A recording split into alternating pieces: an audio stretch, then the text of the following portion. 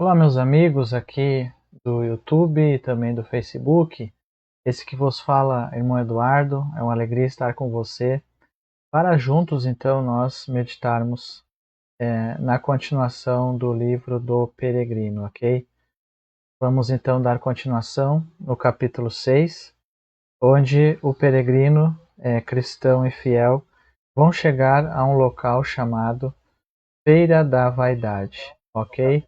E desde já eu peço que você então curta, comente, compartilhe, se inscreva no nosso canal no YouTube Refletindo a Mente de Cristo, onde eu sempre estou postando a palavra de Deus, estudos bíblicos para nosso elevo espiritual. Como servo do Senhor, então o Senhor tem me chamado para fazer isso e eu conto com seu apoio para que juntos possamos levar o Evangelho a mais pessoas, ok? Então, nós estamos no capítulo número 6, onde cristão e fiel vão prosseguir a sua jornada após terem encontrado evangelista. Vi em meu sonho que cristão e fiel surgiram do deserto e avistaram a cidade diante deles. O nome da cidade era Vaidade, e lá havia uma feira chamada Feira das Vaidades, que funcionava durante todo o ano. É assim denominada porque tudo que lá se vendia era vão ou inútil, e todos os que a frequentavam eram vãos. Como diz o ditado, tudo é vaidade. Então, o cristão e fiel, eles então se dirigem no decorrer da sua jornada, indo à cidade celestial para encontrar com o seu mestre, conforme um peregrino na jornada está indo, e nessa jornada rumo aos céus, dentre as muitas lutas que eles passam, porque o livro do Peregrino ele vai retratar então as muitas lutas e provações do cristão, que também é como uma alegoria representa a nossa vida diária como cristãos. Eles vão passar por uma cidade que se chama Feira da Vaidade, o nome dessa cidade. E isso vai demonstrar o quê? Vai demonstrar que o cristão ele passará, né, por essa feira na sua jornada, que simboliza este mundo, né, simboliza o presente século. Veja o que nos diz em Eclesiastes, no capítulo 1 e verso 2, Salomão. Vaidade de vaidade, diz o pregador, tudo é vaidade. Que proveito tem um homem de todo o seu trabalho que faz debaixo do sol? Uma geração vai e outra geração vem, mas a terra para sempre permanece. Nasce o sol e o sol se põe, e apressa-se e volta ao seu lugar de onde nasceu. O vento vai para o sul e faz o seu giro para o norte. Continuamente vai girando o vento e volta fazendo seus circuitos. Todos os rios vão para o mar, e contudo o mar não se enche. Todas as coisas são trabalhosas, o homem não pode exprimir, os olhos não se fartam de ver, nem os ouvidos se enchem de ouvir. Alguma coisa que se possa dizer, vê, isso é novo? Então, tudo são vaidades nesse mundo. Atentei, verso 14, para as obras que se fazem debaixo do sol. Eis que tudo era vaidade e aflição de espírito. Mas ele continua no capítulo 2 e no verso de número 11, ele vai falar: olhei eu para todas as obras que fizeram as minhas mãos, como também para o trabalho que eu trabalhando tinha feito. Eis que tudo era vaidade e aflição de espírito, e que proveito nenhum havia debaixo do sol. Então veja que mesmo que nós como pessoas que Deus colocou, né, permitiu que estivéssemos aqui na Terra para habitar na Terra, viver na Terra e termos coisas materiais, mas a visão que a Bíblia nos mostra de tudo isso e que cristão e fiel demonstrarão também diante desse mundo é que nós devemos vigiar com esse mundo, porque tudo passa. O cristão ele é peregrino, ele não pode apegar-se em demasia pelas coisas aqui dessa terra, ok? Salmo 62, verso 9, vai nos dizer o seguinte: certamente que os homens de classe baixa são vaidade, e os homens de ordem elevada são mentira. Pesados em balanças, eles juntos são mais leves do que a vaidade. Então veja, não importa quem é o homem, independente qual a sua classe, tudo é passageiro que ele tem, que ele conquista, que ele faz, que ele é. Mas o que permanece para sempre? Permanece aquele que teme ao Senhor. Né? E o próprio sábio Salomão, ele vai dizer isso lá também no livro de Eclesiastes, no capítulo 12. No capítulo 12 de Eclesiastes, quando ele vai exortar o seu leitor para essas coisas. Capítulo 12, verso 13. De tudo que se tem ouvido, o fim é: teme a Deus, guarda os seus mandamentos. Esse é o dever de todo homem. Porque Deus há de trazer juízo a toda obra, e até tudo que está encoberto, quer seja bom, quer seja mal. Então isso é muito importante nós termos em mente. Essa feira era um evento criado, não era um evento criado recentemente, mas um antigo empreendimento. Mostrarei como começou originalmente. Há quase 5.000 anos, peregrinos como esses dois homens, honestos, dirigiam-se à cidade celestial. Beelzebu, Apolião e Legião, todos esses adversários e que atormentam o homem e seus companheiros, viram que os peregrinos passavam pelo meio da cidade da vaidade.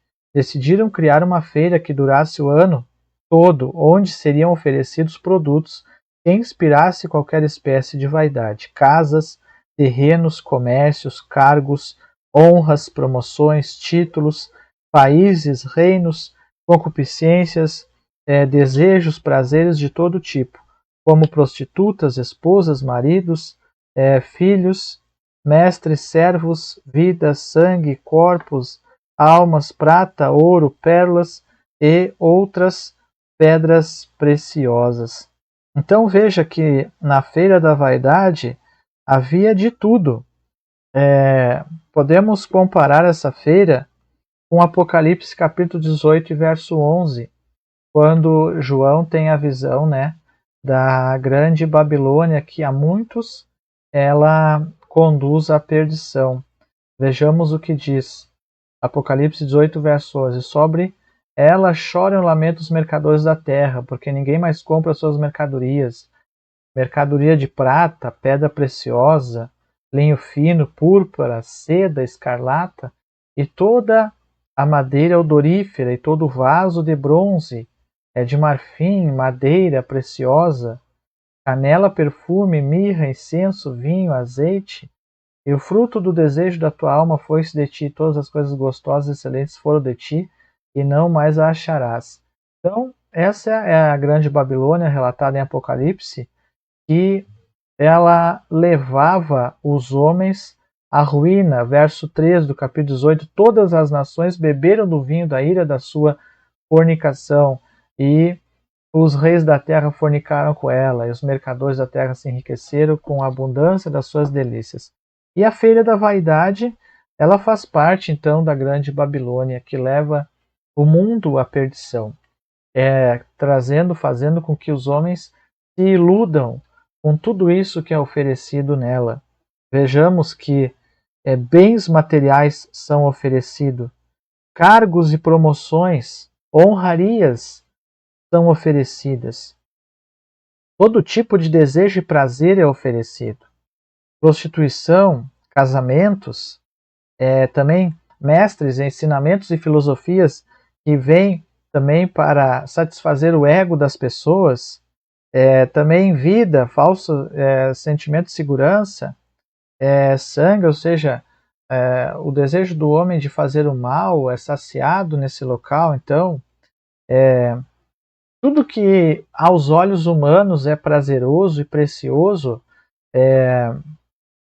é oferecido lá, e faz com que os homens então se percam, acreditando e colocando seu coração nessas coisas. Então, O mundo é essa feira da vaidade, que John Bunyan vai demonstrar com a chegada dos cristãos passando por ela. E os cristãos verdadeiros, eles devem ter isso em mente, que eles estão passando por esse mundo que é a feira da vaidade. Eles não podem, então, como nós veremos, colocar o seu coração nessas coisas. Nessa feira poderia sempre ser encontrado malabaristas, trapaceiros, jogos, peça de teatro, pessoas tolas, imitadores, malandros, vilões de toda espécie. Ali poderia ser visto sem custo furtos, homicídios, adultérios, mentiras e coisas de escarlate. Então veja que ali havia tudo que ilude a alma humana e faz com que os homens se percam. E isso é algo que é comum nos nossos dias, né? É comum nos nossos tempos. As pessoas estão totalmente, então, iludidas com essa feira da vaidade que é apresentada a elas. E como em outras feiras de menor importância, nela existem várias alamedas e ruas com nomes próprios, onde as mercadorias são vendidas. Aqui também havia corredores e ruas com nome de países e reinos, onde as coisas dessa feira poderiam ser encontradas. Na Feira da Vaidade encontra-se a Alameda britânica, francesa, italiana, espanhola, alemã, onde vários tipos de vaidade era vendida, e assim como existem mercadorias mais populares em outras feiras, nessa acontecia a mesma coisa, pois os produtos de Roma eram mais promovidos. Entretanto, somente a nossa nação inglesa e outras poucas tinham aversão a ela. Então, tudo o que satisfaz a alma humana no seu sentido de pecaminosidade havia ali. E também havia ali o falso engano, né? A falsa religião, que satisfaz também aqueles que querem uma falsa segurança. Como disse, o caminho para a cidade celeste passava direto pela cidade em que estava a feira, portanto todo peregrino precisava cruzar por vaidade. Para evitar vaidade e chegar à cidade celestial, o cristão deveria deixar esse mundo. Então, é impossível para o cristão evitar passar pela feira da vaidade. Todos os cristãos deverão passar por vaidade, né, pela feira da vaidade, por essa cidade, na sua jornada. Estamos nesse mundo. Veja que o apóstolo Paulo ele fala em 1 Coríntios capítulo 5, verso 10, ainda que não inteiramente com os fornicadores desse mundo, ou com avarentos, ou com os roubadores, ou com os idólatras, porque então vos necessário seria sair do mundo. Mas agora vos escrevi que não vos associeis com aquele que, dizendo-se irmão, por fornicador, ou avarento, ou idólatra, ou maldizente, ou beberrão, ou roubador, como tal nem ainda comais. Então, o que é o importante aqui? Nós entender que Paulo aqui ele fala que era necessário os cristãos de Corinto não se associar com aquele que se dizia irmão e fazia as coisas de um ímpio. Mas não necessariamente com os ímpios em si. Por quê? Porque dessa forma seria necessário que o cristão saísse do mundo, mas o cristão ele deverá entender que ele convive com os que são do mundo e não entregaram sua vida para Jesus ainda no seu dia a dia, no seu trabalho, na vida social, na sua vizinhança.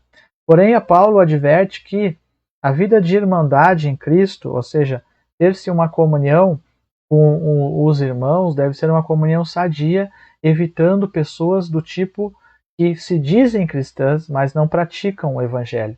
Esse tipo de pessoa que Paulo ele exorta os coríntios a não se associar, ou seja, um falso irmão, aquele que fala que é cristão, mas não professa verdadeiramente o evangelho. Ele vive uma vida falsa, ele vai na igreja, ele congrega, mas no seu dia a dia ele não é verdadeiramente salvo. Com esse tipo de pessoa que Paulo fala para não se associar, no sentido de ter comunhão cristã com ele.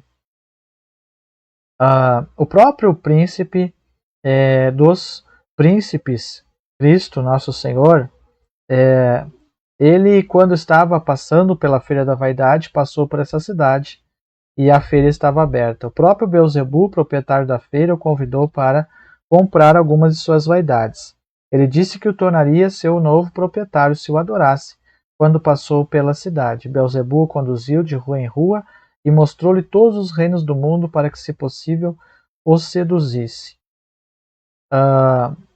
Mas o Senhor não estava interessado nas mercadorias e deixou a cidade sem gastar um centavo.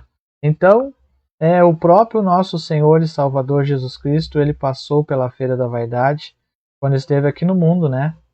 E uma das primeiras lutas que ele enfrentou foi contra o chefe da feira, né? Quando o inimigo foi tentar o Senhor, né? E ofereceu os reinos do mundo, né? Ofereceu tudo que havia no mundo em troca da adoração de Cristo a ele. Capítulo de número 4 de Mateus, verso 8. Novamente o diabo para um monte o transportou. Mostrou-lhe todos os reinos do mundo e a glória deles, e disse: tudo isso te darei se prostrado me adorares. Então disse-lhe Jesus: vai-te, Satanás, porque está escrito: ao Senhor teu Deus adorarás e só a ele servirás. Então o nosso mestre foi tentado, né? O nosso mestre foi tentado na feira. Quanto mais nós. Nós precisamos ter ciência disso.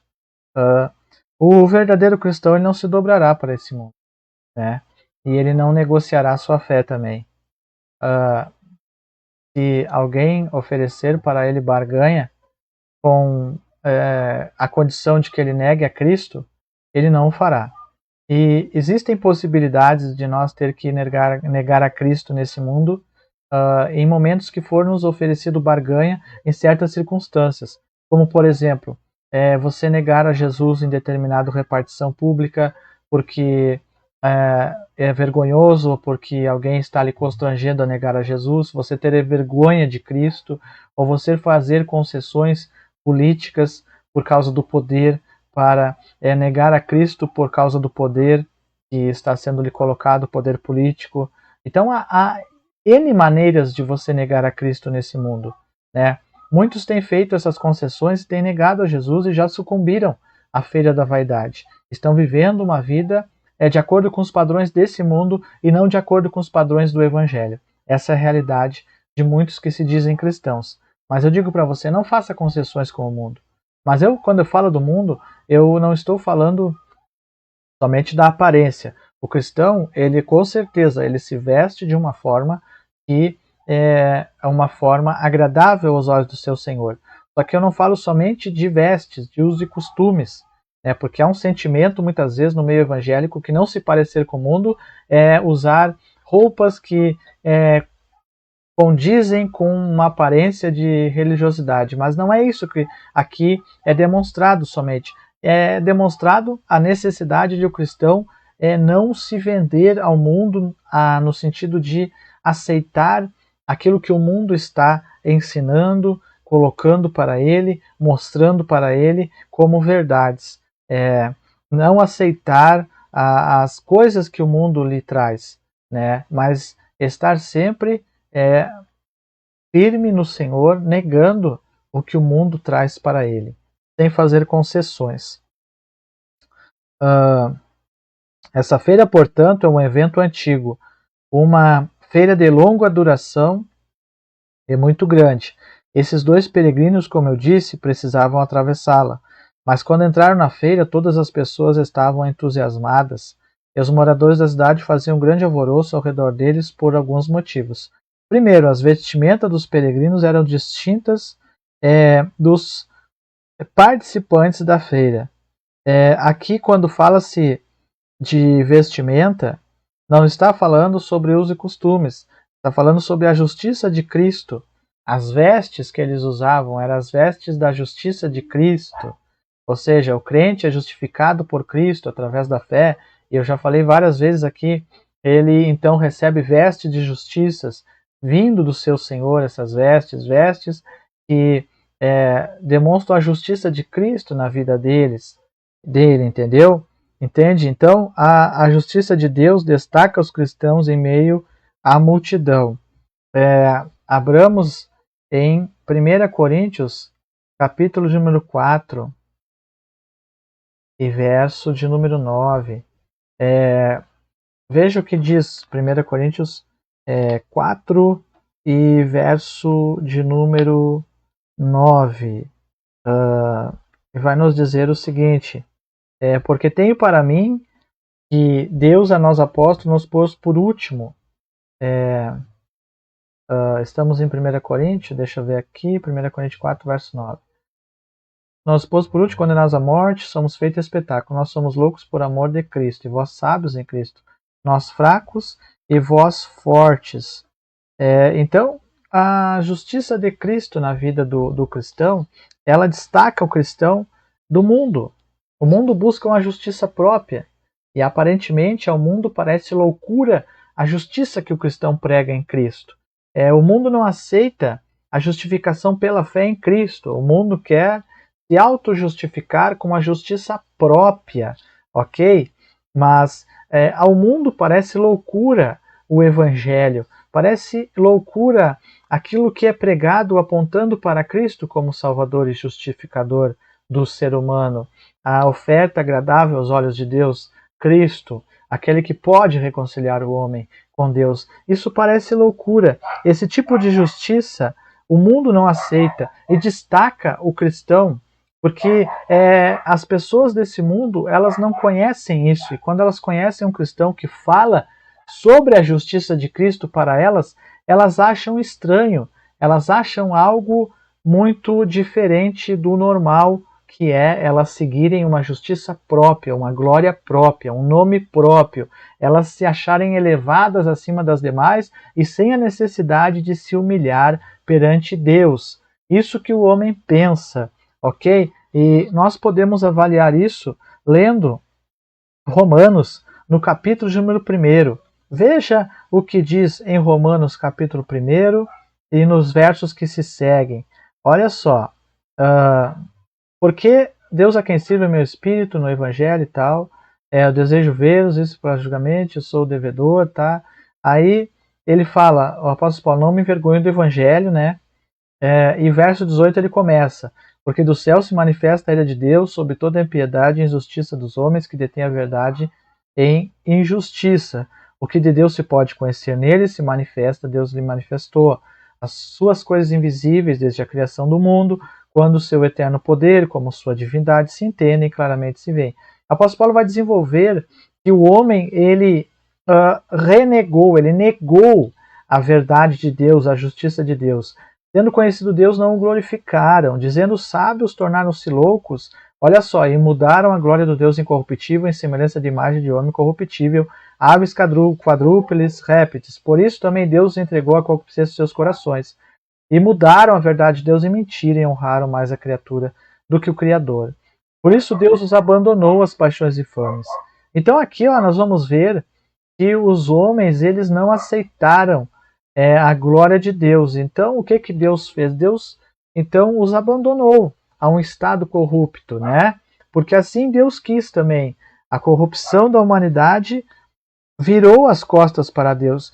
E quando a humanidade enxerga um salvo em Cristo, quando os homens enxergam, eles não vão compreender o que seria a salvação em Cristo na vida do cristão, se o próprio Deus, por Cristo, pelo poder do Evangelho, não convencer. Parecerá muito estranho o assunto do Evangelho e escandaloso. Então, nós, como cristãos, devemos orar para que o Senhor convença pessoas que estão à nossa volta da verdade do Evangelho. E também não adianta você querer convencer as pessoas, mas é necessário que você peça para Deus que Deus ele convença pelo Espírito Santo. Isso é uma obra do Senhor, fazer com que as pessoas então creiam na mensagem do Evangelho.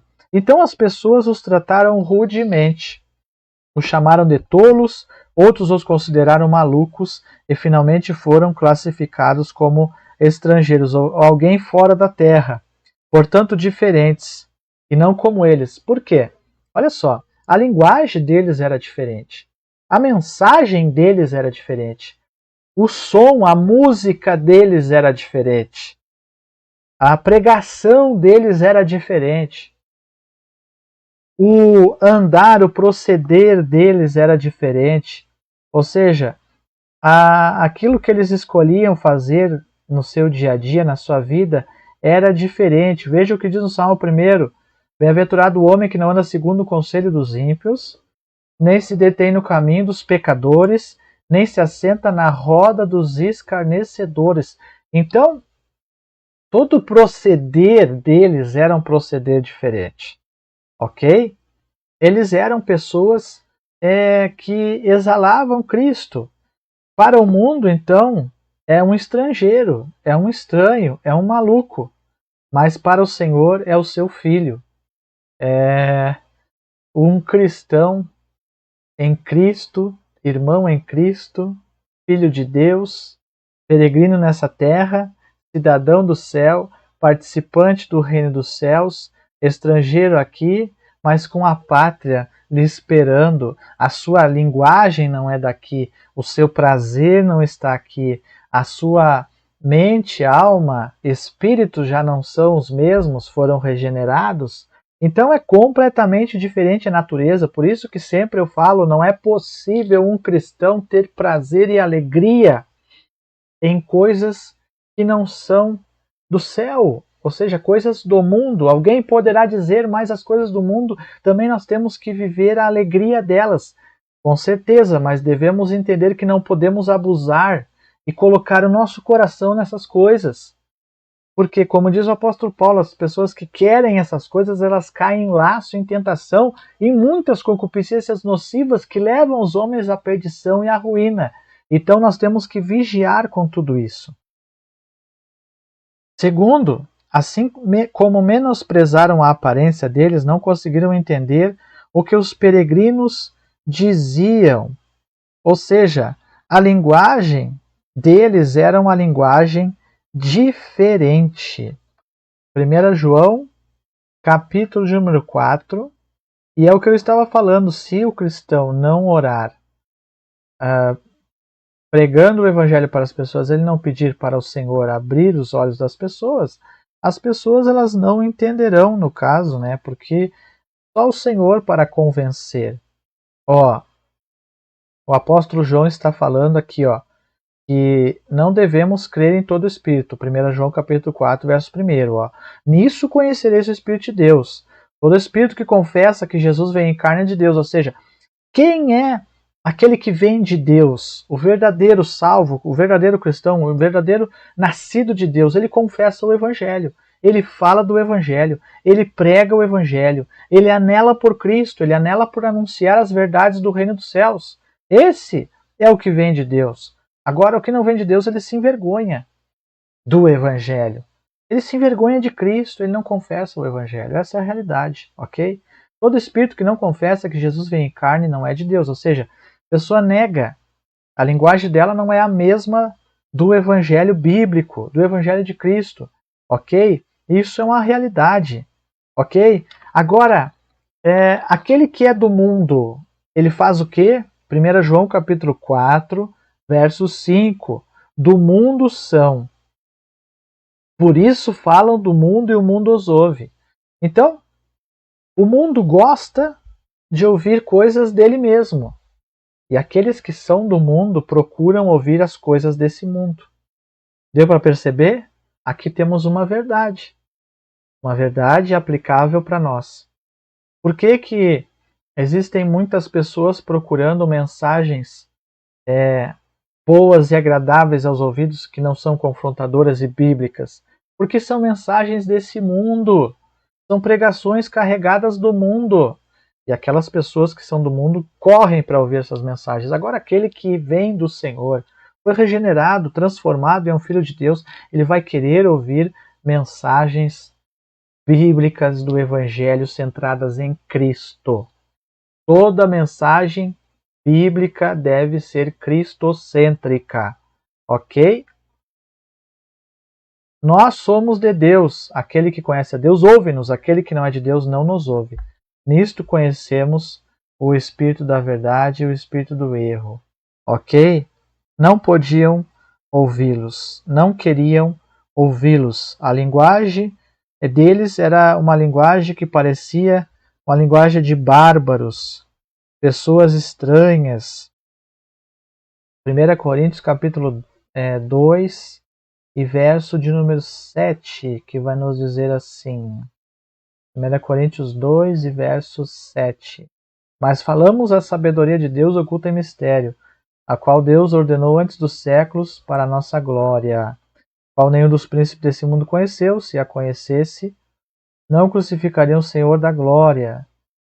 Mas como está escrito, as coisas que o olho não viu e o ouvido não ouviu, não subiram ao coração do homem, são as que Deus tem preparado para os que o amam, mas Deus não-las revelou pelo seu Espírito, porque o Espírito penetra todas as coisas, ainda as profundezas de Deus.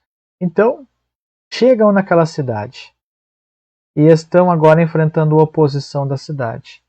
E o cristão não é diferente, o verdadeiro cristão ele passará por oposições.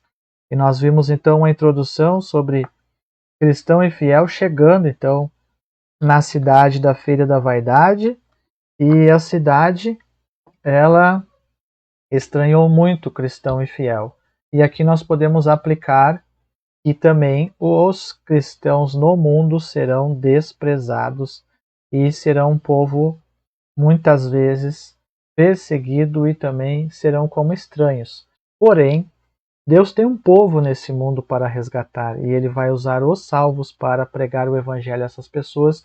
E como nós lemos, aqueles que o Senhor tem preparado para a salvação irão ouvir, crer na mensagem e desejar Cristo, entregando suas vidas, arrependendo-se dos seus pecados, sendo transformados pelo Senhor em novas criaturas, ok? Deus abençoe você então com esse vídeo. Eu estou encerrando. Até o próximo vídeo, se Deus assim nos permitir. Eu peço que você então, você curta, né? Compartilhe, comente, se inscreva no canal no YouTube, abençoando essa obra e orando por essa obra, canal Refletindo a Mente de Cristo. Ok? Deus abençoe você e até o próximo vídeo.